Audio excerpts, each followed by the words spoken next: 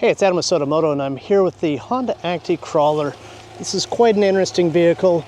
I'm out in farm country of Ibaraki, Japan. It's tracked 6x, full-time all-wheel drive, so it's actually, I should say four-wheel drive.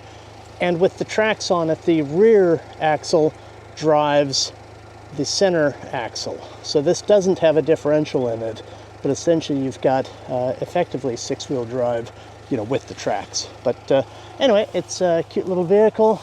This is a very early serial number, 0006 of the second series HA5. It's got pretty low kilometers, about 20,000 K. It's in nice shape. Just a little bit of, you know, staining from having sat. Just a little bit of rust on this removable trim here, but I think it's a really lovely vehicle. Little tiny rust on that rear hinge, but certainly the Honda Acty Crawler is a special beast, and this one being such a low kilometer early version of the second series, I'd say it's quite special. So anyway, Nitchi Moto is the owner of this. Reach out to Grant, and if you have any questions, reach out to me as well. Happy to assist.